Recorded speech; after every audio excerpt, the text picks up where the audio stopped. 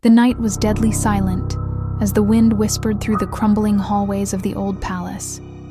Elise still trembled from the chilling scream that had echoed at the end of part 2. She knew, deep down, that the voice that had called her name wasn't human. Was that her? Elise whispered to herself. In the center of the grand hall stood an ancient, cracked mirror. As Elise stepped closer, the reflection shifted. Instead of her own image, she saw a woman dressed in tattered white, her face drenched in blood. "You took everything from me. Now you will know the pain I suffered." The woman's voice hissed from the mirror. Blood began to drip from the mirror's frame, pooling onto the dusty floor. Elise stumbled backward, her heart racing, as the walls of the palace seemed to tremble in anger. Then came the sound, a metallic scraping noise from the lower floors. Chains, heavy chains being dragged. Elise knew she had to follow the sound, even though every instinct told her to run.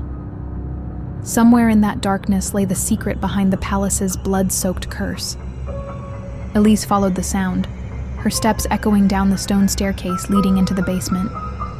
The air was damp and suffocating, the walls slick with moss. It felt like no living soul had walked these stairs for centuries. Suddenly, something cold tightened around her ankle. She looked down in horror. A rusted chain had coiled itself around her leg.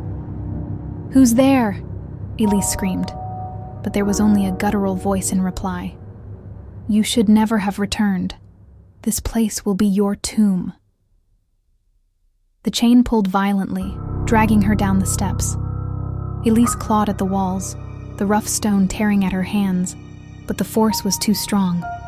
She tumbled into the darkness below, landing hard on the basement floor. The air was thick with the stench of decay. A faint red glow flickered from a door at the far end of the chamber. Elise, trembling, forced herself toward it. Inside was a vast underground hall, lined with rusted chains and decaying coffins. In the center sat a throne-like chair covered in bones. The chains clinked and rattled as the bones slowly began to form a figure. An emaciated skeletal woman with a half-burned face. Her eyes glowed a furious crimson. Growled, "Now you will suffer as I did. Forever." Elise backed up against the wall, the marks from the chains still burning into her skin. The skeletal woman sat proudly on the throne as though she ruled the underworld itself. Who are you? What do you want from me?"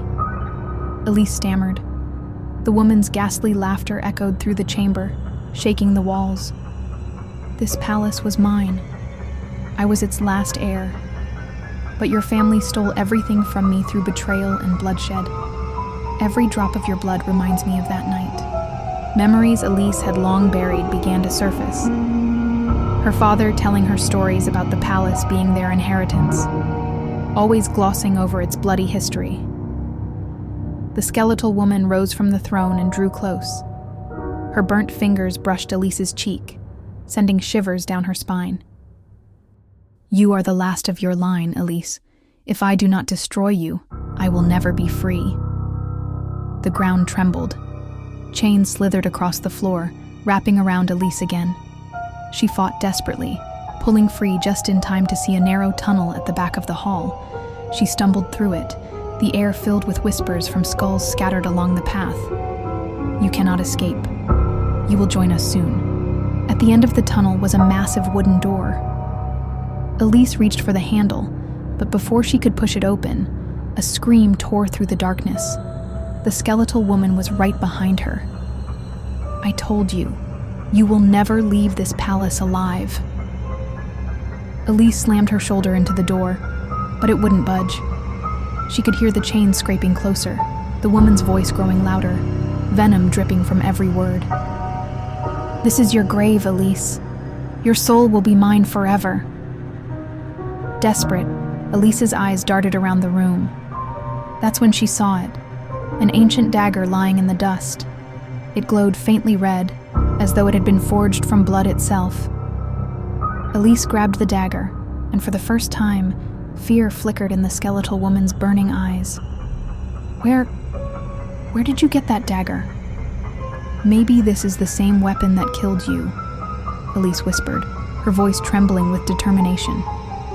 The woman screamed and hurled the chains at her, but Elise dodged and, summoning every ounce of strength, drove the dagger into the creature's chest. A blinding red light exploded through the chamber as the skeletal woman shrieked in agony. Her body dissolved into ash, the chains collapsing lifelessly to the ground. Elise collapsed too, gasping for air.